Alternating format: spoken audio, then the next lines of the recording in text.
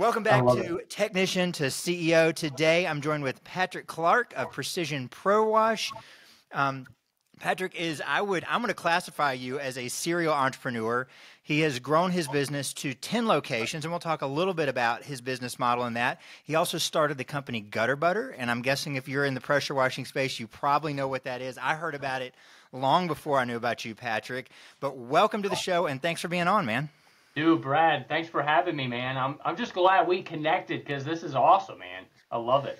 I love what you're Yeah, doing. so and I know you actually like to get out there and do some teaching and do some like that's part of like where your business is today, right?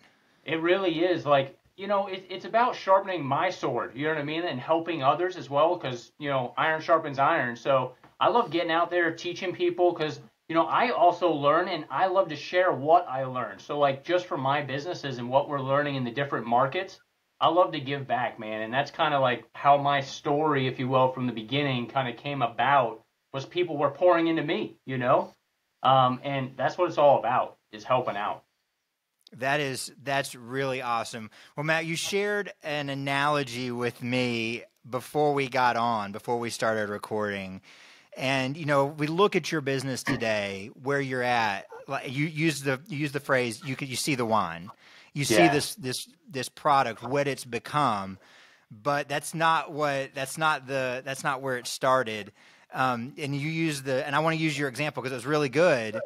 People don't see the crushing of the grapes, like that process, and that's why we're here. We want to hear about that process. So, like, I do this with everybody that gets on. Like, take me back. How did you get into business for yourself? Why was that something you wanted to do? Yeah, so to be honest, it was out of necessity. I moved to South Carolina. I got married. I was 20 years old, and we moved down to Greenville, South Carolina. My buddy that I went to school with in college, his dad was a builder. I went to college for 1 year, almost got kicked out, and ended up getting a job from my good friend and his dad doing Piedmont Valley Properties, and we were actually grading lots for the houses, the spec houses they were building. And then, obviously in 2006, 2007, the beginning of the recession, they ended up going out of business. And so out of kind of desperation, like I didn't really want to go work for somebody again. I wanted to start my own business. And I've always kind of been from growing up in a trailer park, like mowing lawns with my buddy, staining decks. Like I never had a dad. So like kind of reverse engineer this, right? So growing up in the trailer park, I didn't have any money. It was my mom. My mom had a mental illness. And so I was, out of school. I wasn't very good at reading, those kinds of things because I didn't go to school a lot. And so I would go mow lawns, and I was always trying to make money to help my mom pay for things. And I was always going to the thrift store. We were getting, back in the day, Jordans were really, really, I mean, they still are, but Jordans were really, top of the line. And I remember playing ball at the tennis court, and I had, I was probably like 10 or 11. And dude, I went to the thrift store, and I had to get some Jordans. They were size 10, right? So I'm like 11 years old. These things were freaking huge. But I had Jordans, you know what I mean? I had Jordans, but it was, people would make fun of me growing up and stuff like that. And so I was always that entrepreneur, though, because I had to trade my clothes to get the pants I wanted. Like, I had to really figure things out, and I was kind of like the parent growing up. But I ended up going into foster care. I was going to it was 8th grade, and I was going to the dance. And I'll never forget this, man. I'm playing basketball with my good friend Kevin Peters. He actually is the owner of the New York branch now, which is a really cool story. But it was the last dance, and we're getting ready. He's like, dude, I'm gonna go get changed, and these police officer cars come in the park, like it's orchestrated. Like they come down every road, they go to the community center, and I'm playing ball, and I'm like, oh crap, I'm like, they're here for somebody. And of course they come walking up to me, and they're like, hey Pat, is your mom home? And I'm like, yeah. He's like, all right, well you're gonna have to come with me. And I was like, why? Like, what's going on? He's like, don't worry about it. We got somebody that has to talk to you. And so I get in the police car. I go to the end of what we call Holes Apple Road out in front of the trailer park. And I'll never forget it, man. It's like life-shaking moment. But I went to the end of the road. There's a 4-door Chevy Cavalier, social worker car. Get in the back of the car, and the social worker goes, hey, we're putting you in foster care. what we're going to do is go back to the trailer. We're going to get, 5 pairs of underwear, 5 pairs of socks. And I'm like, what the heck am I going to do, dude? I'm like, I know the woods like the back of my hand. I'm about to like bust out of the car and like take off. Like all this stuff is just going through my head. And I'm like, but then I think about my mom and what's going on there. Cause I was always like the parent, I guess you'd say, in the house, right? She was, good and she loved me, but there was just things that her mental illness, lacked. So we went back to the trailer and my mom's fighting the police officers on the front porch. You're not taking my son. And, I had to run up and calm her down and everything. And it was tough, man. I mean, it was scary stuff. I never knew what a panic attack was until then, dude. Like a knife being just jabbed in your chest. You can't breathe. Like you don't know what's going on. Your world just got shooken. And so we ended up going through that. I was in and out of foster care. I went to emergency one, went to a full-time one. It was rough, dude. I mean, I remember going to my second foster home and I was the teenager and I was there digging holes, wiping their floors by hand, doing all their laundry, like a lot of stuff like that. So I ended up living in my uncle, and I was driving an hour and a half to school, to high school. And this is now I'm 16 years old and stuff. And so a lot of things happened between there. I'm not going to get into that, but moved in with my best friend, Eric, and I started going to church. Really started, just following the word. Met my wife there, followed her to college, ended up back in Greenville, South Carolina, where we started, working for the builder. And then they ended up going out of business. So I had to do something, right? My first son was on the way, kind of at a necessity, if you will. And I was kind of cleaning the spec houses. I remember me and my wife cleaning our first house with a, Home Depot pressure washer. It took me 8 hours to clean our first house for like $150. And we were doing a couple of them, but at $500 a week, an extra $300 a week was a lot for me. And I remember like going out on our own, and we had to just make $600, $600 a week. And you think back, and you're like, you got to go back to the roots sometimes, and you think about that and what we're doing now. But $600 a week, and I remember like walking in, a lot of boots on the ground, walking into customers, and like, hey man, can I wash your cars today? Can I, clean some of your houses? Whatever it was to pay the bills.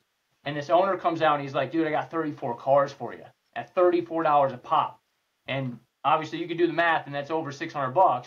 And I'm like, I just made $600 in one day. What I was doing for the builder in a whole week, I was like, dang. Now, granted, I'm 21 years old now, right? And Yeah. I'm like, all right, man. So I started kind of leveling up my game. I got stuck at like $125,000, like just brute force, marketing, doing 500 little flyers and stuff like that. And I went to my first convention. This was in 2006. So you obviously know our good friend, Ron Musgraves, right? So he put on his first event in 2000. Well, I think it was 2008, actually. It was in Myrtle Beach, and it was an NCE event. So obviously I've been doing this for a while, as you can tell, but 2008. So I went to my first event. I remember this guy in front of us, and me and my wife were young, and we're like scared to death, dude. And to get to that event, I'm going to tell you guys a little, I don't like to share too much of it, but we couldn't afford the hotel. So Brad, when I tell you we were broke and stuck at $125,000 a year, I was taking home maybe $14,000 after expenses, after insurance, after all that stuff. Couldn't afford the hotel, man. And people still remember me to this day as like, you had a 1995 Astro van that I put my sticker logos on.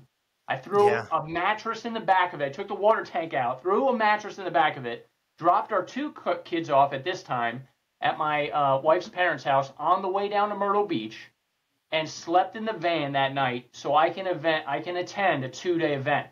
So when people tell me, you know what I mean, like I'm not going to invest in a training class, or I'm not going to invest in a class, a coach, whatever, you got to invest in yourself. First-handedly, I know, because it's all bull crap. Like, I don't know if I can say that, but it is, right? You're putting excuses in front of it. Like, you need to step up your game, research, and get the knowledge you need to take your stuff to the next level.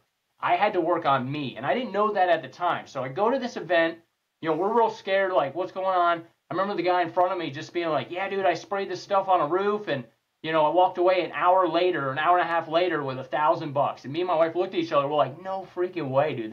There's no way. You know what I mean? Like now we're like, obviously been there, done that. You know what I mean? And it is possible, right? I didn't know. I was stuck in my own head. And growing up in the trailer park and just being scared of money and not having money and feeling comfortable in that position, I had to grow out of that. I had to change my paradigm about money, about how I was living my life to level me up. And I had to change me to change my company.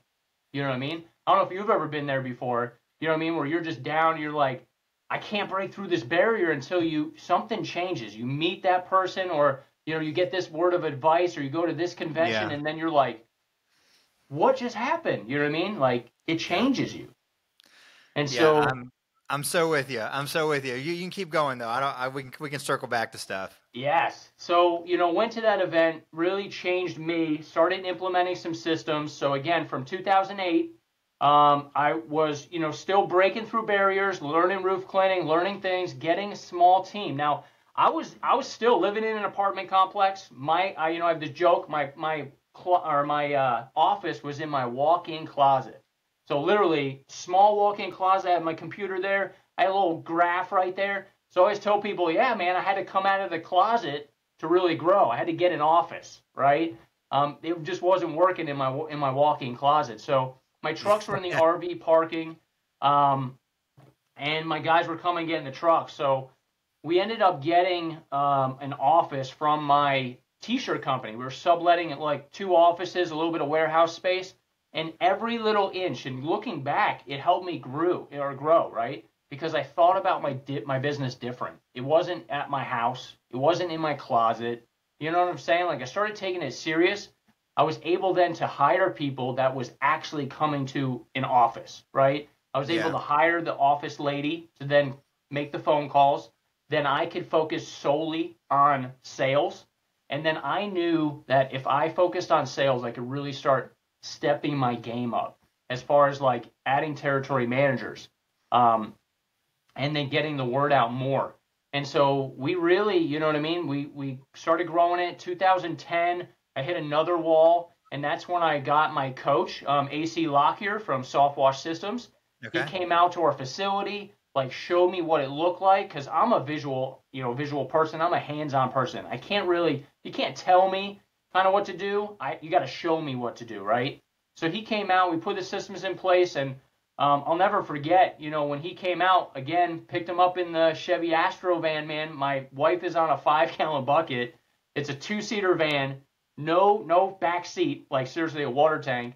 My wife's sitting on a 5-gallon bucket, and I turned to him and I said, man, that was my last $4,000, dude. Where do we go from here? And he's like, oh, crap. You know what I mean? Because I had the picture. I like posted all my trucks in front of my apartment complex storage unit building, so it made it look bigger, right, than we really were.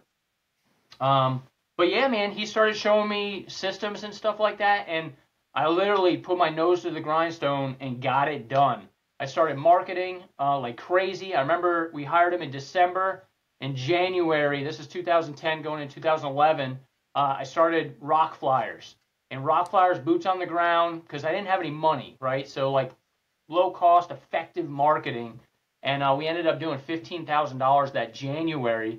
Now we obviously do more than that, but that January by myself with one crew did $15,000, and then we ended up doubling our company and then tripling it the following year in 2012 when we got the big Marriott job.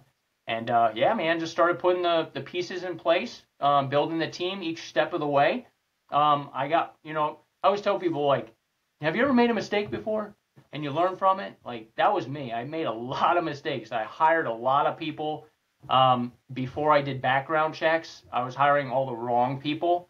Now with background checks, the SEAL, Ed Marchicelli, saved our company because I started hiring the right people. I started doing the background checks. I started doing my SWOT analysis with them, on-site, hands-on training before they even went out on a truck. Now our training programs are built out.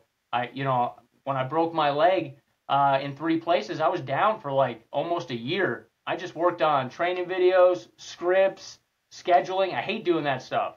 I like being Yeah. out in the field, you know what I mean, talking, shaking hands, kissing babies type stuff. But I had to put it in place, you know.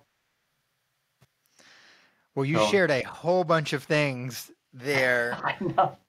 So let me circle back. I made a couple of notes here, and then we can move Cool. forward from that point. I think something you said early on in this video that's important for people that are just getting going. Like if you had a business for any point in time, you've hopefully realized this, but you said I was doing 125K in sales and I made $14,000. Yep. That's really important because I hear it a lot, and I've talked to other guys, and anytime we're in like these service type businesses, there's this thought that I'm going to quit what I'm doing, I'm going to start something, and when I do 100K, that's making 100K. Nope. And that's important. So I just wanted to stop and like hit back on that. Really, like, do you have any thoughts on like, and this is like I mean, I really don't want this to be just too much 101, but like when you're going into a business, how should somebody set those expectations of what I'm going to have to do to actually make a living? I mean, I know you guys get people going in your locations. Like we do. How do you kind of so set those expectations? It's really important to know your numbers, right? To be able to read a P&L, because when you're in the service industry, it depends on what industry you're in, but you can get anywhere from 15 to 30% net profit after expenses, after your COGS, right? Cost of goods sold. That's your technician payroll, chemicals, gas, all this stuff. So when you make 100K, you ain't making 100K, right? You're making maybe, if you're running a tight ship, you're at 25%. So for me, like knowing my numbers, the actual close ratio, right? Like what my average ticket is, what my technicians are making on site. So like what we did was we made it fun. And so as my trucks were going out, we would race them dollar per hour. We had our 3 trucks at that one point. I want to say 2014, 15, somewhere in there. And so we had 3 trucks and we would race them. So when they got to the job, they would clock in on our route sheet. We had route sheets for every truck. They would clock in and out. And we knew if we made $250 on site, we were in our parameters. So there's things you can do just right off the bat. Race your trucks, dollar per hour, right? In and out of your job site. If we were below $200 an hour for a 2-man crew, you're not making money, right? Some people are like, no, if you're in the window cleaning industry, that's different, right? Different industries are different. But for me, in the soft washing industry, I knew I needed to be at $200 an hour on site. You know what I mean? To cover my expenses. And so you really got to dial in on your numbers.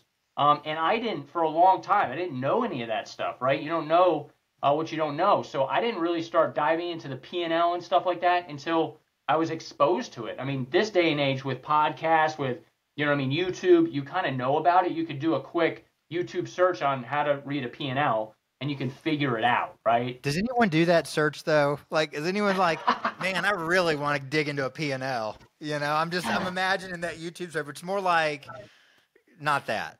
Yes. So you mentioned another thing. Go ahead. Yeah. I was going to say, hey, it's important though. Like if you really want to know, like, you know what I'm saying? Like do it. Like sit down for 20, 30 minutes. And I want to get different perspectives on how people like a landscaping person would, you know, review their P&L. It's different than how a soft washing company would review their P&L. I had, yesterday I had a conversation and I was interviewing a guy and he was telling me, and I think I want to make this point again. If you didn't hear that episode, check out the episode with Matt Warner. And he said, I was in my second time in business. The first time my business didn't work because I didn't know my numbers. Yeah. He said the second time I was 4 years into my business and I realized I didn't understand how to create and read a balance sheet. And he said that was really hard. But when I put my ego aside and I asked someone to show me this, it made all the difference. So like, it's okay if you don't know something. Like it's so okay. It doesn't matter how long you've been in business or how long you've been doing it. Like ego is only going to get in your way, right? Amen, man. Amen. Yeah, if you're the smartest person in the room, you need to get out of that room. You need to be asking the questions, period. Yeah. You know? Yeah. That's how you level up your game. That's right. So you mentioned going to a training. You went to the Ron Musgraves training, and that changed things. So, you know, and I love that you made a big big push for guys, like take the time, make the investment in learning. Give me like an example of maybe 2 or 3 things that you learned at a training because you invested to go to a training that you wouldn't have learned if you didn't go. Because you talked about it made a big difference. But give me a couple of examples of things that, like, if I hadn't gone to this, it doesn't have to be that one, but if I hadn't taken the time to make that investment, I wouldn't know this or this. Sure. So I think, when I was going, now obviously this is a couple of years now, but when I was going to training events, I was sitting in front of people about hiring, right? Just the hiring aspect. What is possible? Like, I would go into classrooms that guys were doing $1 million plus, right? And we see more and more of them each year since then. I mean, our industry has been growing over the last 20 years, like exponentially. But I would say the biggest takeaways were like managing employees, right? Leadership. I was never in a management position, right? Starting the business at 20 years old, I worked at Eddie's Auto Repair, like pumping gas, like customer service, of course, but I never was in a management role. I was never a CEO. I didn't even know what a P&L was. So I would go to those classes. Like there was guys that were in the shoes I wanted to be in. And so some of the classes were about the P&L. Some of the classes were about budgeting that I went to because I didn't know, you know what I mean? And I needed to know. And still that stuff is like Chinese, you know what I mean, at that time. And you're like, what did he say? What? Okay. And racing the trucks. And so big takeaways for me back in the events were more of a management style, right? How are they managing the crews? How are they hiring? How did they get the money, right? Because people are like, well, I don't have the money to hire, right? I remember reading an article, and it was, if you put the people in place, the money will come.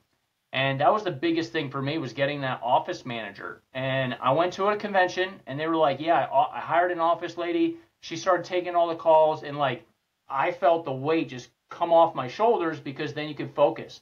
So then when I went back home, I'm like, okay, how do I do this? Like, how do I spend $600 a week on payroll, another payroll person? And I was like, we just got to do it. Like, we got to believe, we got to trust in the process, right? And I hired somebody, and I was scared to death, dude.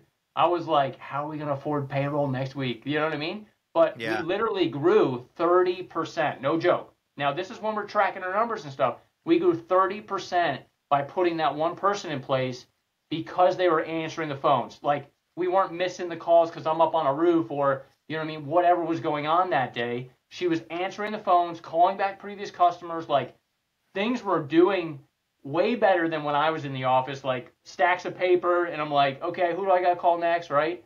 And I was doing all the things. I was wearing all the hats. And so we literally grew 30%. So I think there's a lot, you know what I mean, that I took away. But that was one of the big instances, was office manager, putting the people in place, what that looked like how do you do payroll, right? And I went right to the source. I hired Paychex. That was the first company I hired to do payroll. It was expensive. It was scary. But once I started putting the people in place, I could go out and focus on what I was good at. And I always say fire myself out of a position. I love that. And I mean, how powerful is that you put a non-income producing position into play and your company grew 30%? Yeah. Like that's just worth saying again. That's huge. Yeah. That's so huge. And if you're in a position in your business where all you've ever done is bring on a few techs and you're running the whole thing, that's not easy to wrap your mind around till you've been there. But wow. And you learned it by investing into your training. And somebody's getting it, just listening to this. But like that's why we're here. That's why we're here. Right. So something that really hit me that you said earlier, and I just got to know, sure, what in the world were you thinking?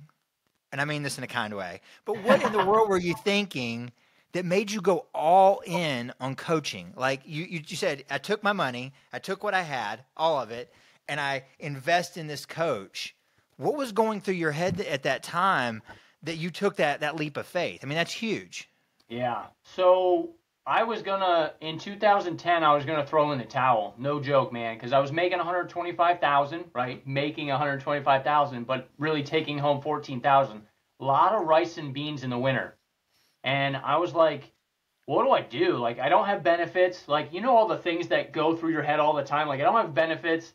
I'm working like a friggin' dog, right? 60, 70 hours. I worked 80 hours in 4 days one time. 80 hours. And think about that. That's night and Yeah. friggin' day. Yeah. And I don't so get I the messed math. up my knee Yeah. from it, right? And all the stuff goes through your head. And you're like, why am I doing this? I'm in the same dang spot, and you're just fighting yourself. And that's when, and I'm going to tell you from experience, that's when you need to stick it out, because success doesn't happen in your comfort zone. It happens right outside your comfort zone every freaking time. So what happened was I started praying about it, man. My wife, I was like, my mom gave me this like coaster. It said Winston Churchill, never, never, never give up quote. And I'm hearing all these things. I call my foster brother up in New York, and I'm like, dude, he's working a union job, making $100,000, and I'm over here making 14K. And I'm like, dude, beat my head up against the wall. I'm like, he's like, remember all the guys from church that like started their business in their garage, and then all of a sudden they're doing million plus now because they stuck it out? And I'm like, yeah. He's like, this is the moment, dude. You need to stick it out. And I'm like, yeah, but this is going on. But yeah, but what about this, right? And I'm coming up with all the freaking excuses. And I'm like, what do I need to do? So I'm getting all these things. I talk to my wife, and I'm like, sweetie, I keep getting these things. Winston Churchill, never, never give up. Quote, she's like, I am too. And I get goosebumps to this day, dude, because it was the reason why we stuck it out. And I was like, we need to be all in. We need to trust God. We need to just do this. And I even put in an application for the railroad, dude, starting out $25 an hour, full benefits. My brother-in-law was like way up in the railroad, still doing that today. Like, I even put in an application, and I didn't hear anything back. And you know what I mean? Unanswered prayers, right? So I'm glad I didn't, because we were all in. And I said, look, you know, I found AC at a convention. So I went to another convention, Orlando, Florida, and he had the wrap truck. He, you know, built a $4.5 million company. And I said, that's the guy I need to talk to. I said, no more playing games. I need to talk to the guy that is doing it, has the system that I can put in place, and I can do it. I know, because I'm a worker. You know what I mean? Like, I may not be the sharpest tool in the shed, but I can work. And I said, let me find out what the heck that guy knows. So I was one out of four guys that he actually, and come to find out, he had $250 to his name, got business cards, and started doing this. I was one of four guys that he actually went out and did an excursion at our office. And I thank him. I thank God that I was able to actually do that, because I wouldn't be here. I'm telling you this right now. I wouldn't be here without a coach, because I would have quit. Or I'd be just still be at, you know, $200,000, because he helped me navigate those things, right? And putting the system in place, and just like, I remember the second time he came out to our location, he was like, dude, it's like Jesus Christ has strapped your back. I was following the system to a T. We were growing faster than anybody else. And I have the awards. You can see these awards back here. I was top in soft wash systems for 5 years. Top sales for 5 years. We got the award. I missed it 1 year because we actually didn't go. We had things going on. I think I may have had a baby that year.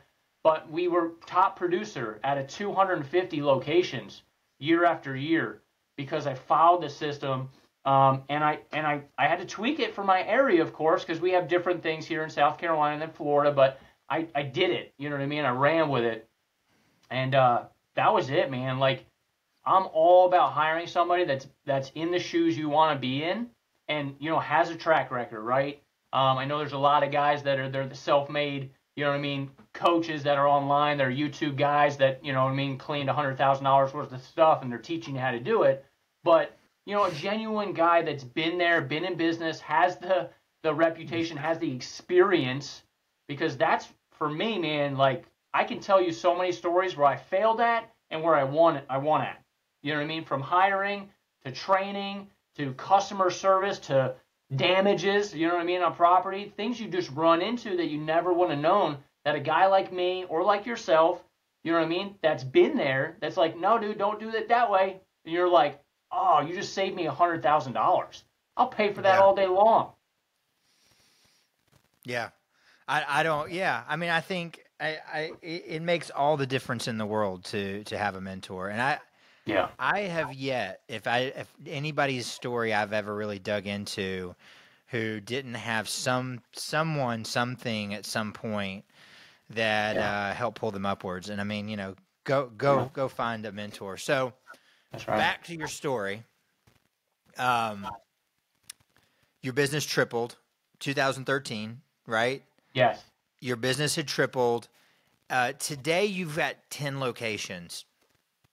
How did that happen? Like walk me through the rest of your story. Yeah. So Precision Pro Wash was doing really, really well, and I knew I wanted to expand. And so we ended up starting doing TPO roofs in Charlotte, North Carolina. We had a couple of chains that reached out to us, and we started doing work for them. And my brother-in-law was like, "Dude, like, what does a branch manager make?" And I was like, "You know what? Let's talk." And so we ended up starting a Charlotte branch. And so Greenville was just about turnkey, not quite. I learned a lot again, right? Learning a lot. I thought it was turnkey. We had the people in place, we had the managers in place, and I started Charlotte, launched Charlotte. We got the location, $1,000 a month, like nice suite, flex space. Put one truck up there out of our fleet, and we started marketing up there because we had the model now, right? Really tweaked it, found out our marketing. We could just boom, put it in there. Well, it was 2.5 years into Charlotte. Charlotte was a different market, right? There was companies that didn't have the reputation we did here in Greenville. The clip flyer wasn't working as well. We had to like barrel into that market. It was a little bit harder to start it, but we got up to 2 trucks, and it didn't work out. There was a lot of things I learned there. The oil changes weren't getting done. My mechanic that I got up there for doing our fleet maintenance, like it was coming out like sludge. The shop wasn't clean, and God really worked that out. The situation there,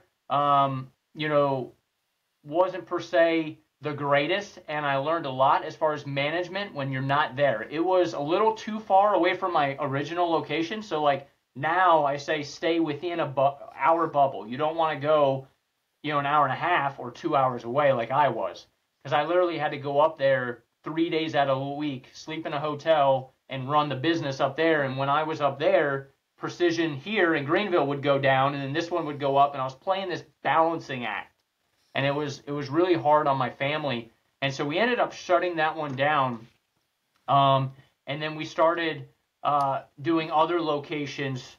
As far as Kevin Peters, my best friend, man, he called me up and was like, "Dude, you need to start a location."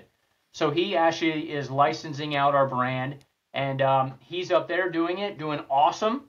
And then we started Sales Boost, and so Sales Boost was at my facility. We opened it up to all the branches. They come there, and we opened it up to the public.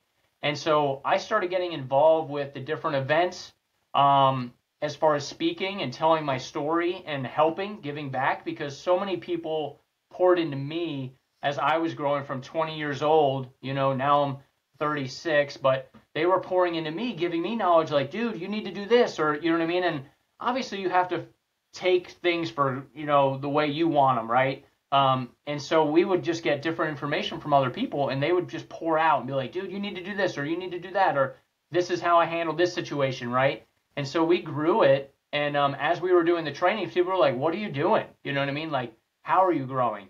And so we would tell them about the PPW team, and then they would come on with us, and we would start other locations in Atlanta, Asheville, North Carolina. So Ben Stuck, the owner of Asheville, he started on with us. He came and he was a territory manager for a whole season for us, just like dude, he was a stud, man. He kicks butt. So he was really business savvy. I was like, "Dude, we need to start you a branch." So he did. He actually moved from Greenville to Asheville and started the branch. And his first year did over 300,000. His second year over 500,000. Now he's on track to do $1 million, and he's doing really, really well. So we know the model works, and that's how we kind of expanded it. But I again had to level up my game as far as leadership goes, as far as like how the model's going to expand and those kinds of things. And I just had to change my paradigm. You know what I mean?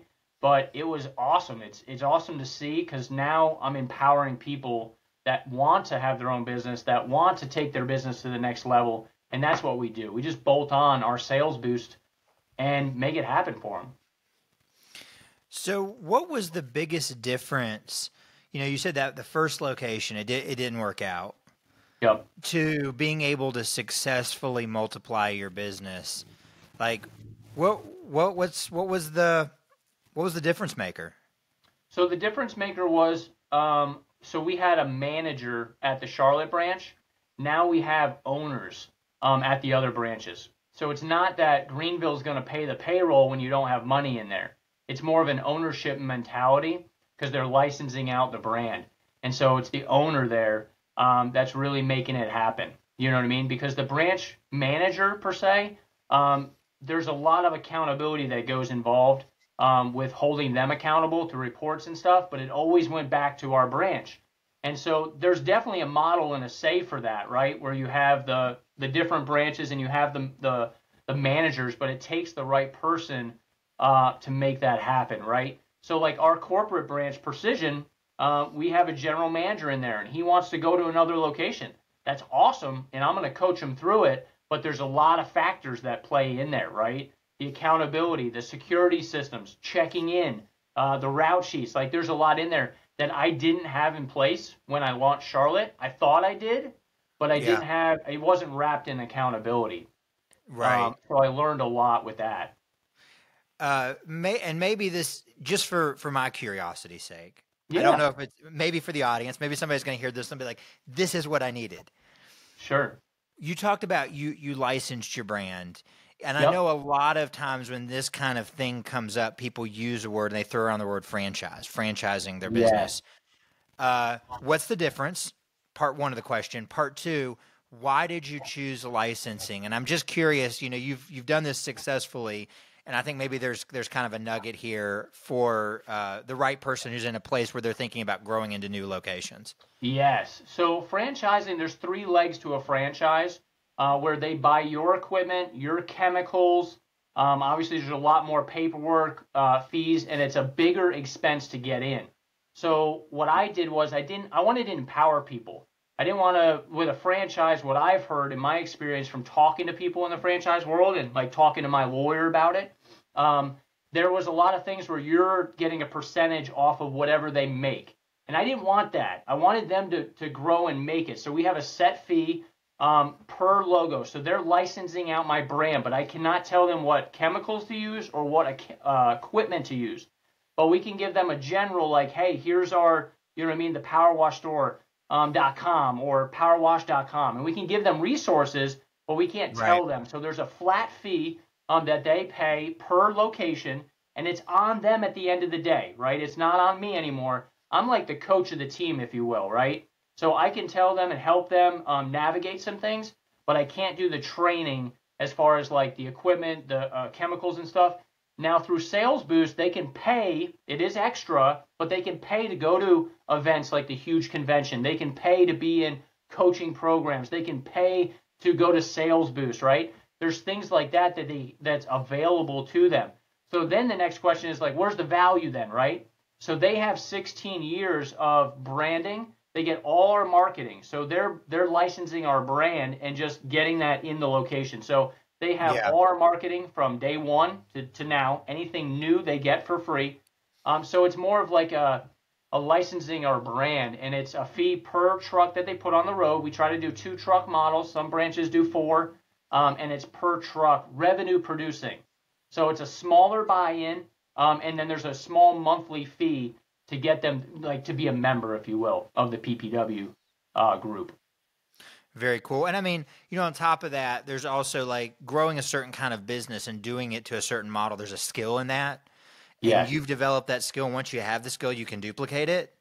Yep. And I'm sure you're able to say like, look, these are the systems that we've done to be successful, and you can pour those into them, whether or not you're mandating it or not.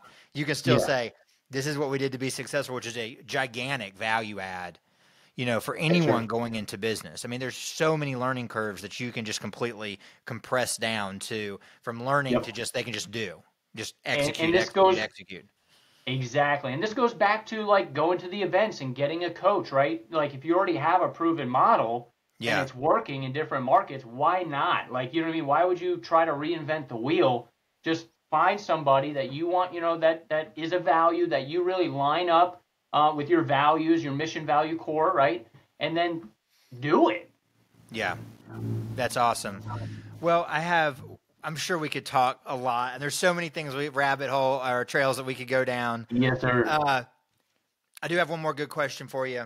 What are you most excited about in 2022 and maybe even beyond? What are you most excited about? What are your big things now moving forward? So as you know, we got a lot of irons in the fire, but I'm super, super excited. We have built a phenomenal team. Our corporate branch, Precision Pro Wash here in Duncan, I can fully say it's a turnkey business. You know what I mean? Like, we do once a week leadership meetings with my leadership team, but it is turnkey. The guys are executing. Like, I'm so blessed to have the team we do. They're all in. Like, they're learning in and out, day in and out. And they're executing, man. I haven't been to the office. Like, I can go, don't get me wrong. I go, and I like doing videos, and but they're like, dude, get out of here. You know what I mean? Like, I just bog them down this day and age, and that's where it is. And so it allows me to focus on, gutter butter for my kids. I really want them to excel. I want to teach them that. We have Sales Boost. We have Sales Boost coming up right around the corner, March 31st, April 1st and 2nd. And that I can focus on it. You know what I mean? Like, focus on my true talents and like my passion for the industry, because I want to help as many people as I can. I want to help people that I've never met before. You know what I'm saying? Like, I have people reach out to me week after week, like, dude, you helped me with my marriage. And I'm like, holy cow, like, how did I do that, right? It's because, you know what I mean? They see the way I interact with my kids. Like, we were able to buy a school bus that we converted to a schoolie and traveled the country for a whole month. And we were able to stop at some of the branches on the way and just pop in and say, dude, how's it going? And we were able to go and do those things. You know what I mean? Like, our businesses are a vehicle to what our true why is. You know, do I want to do $5 million at my one location? No, right? But collectively, are we doing over $4 million? Yes, right? I want that to be a thing. I want, you know what I mean? Like, I'm focusing on legacy. I'm focusing on really blessing people and my local team. Like, if I can bring them in on things like Sales Boost or bigger things like internet courses, however I can help out in the industry, that's my overall goal. And again, it goes back to the team, because I can't do it alone. You know what I mean? Like, I'm just a little piece in this whole big thing, but with a team behind you, you can really do wonders. You really can. And I'm able to meet you, Brad. You know, that was awesome the other day.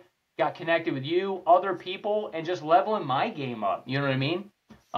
I use the analogy, you have your one ladder in the very beginning, and you get above the clouds, and shoot, now there's 3 ladders you can go up. Which one do you want to go up, right?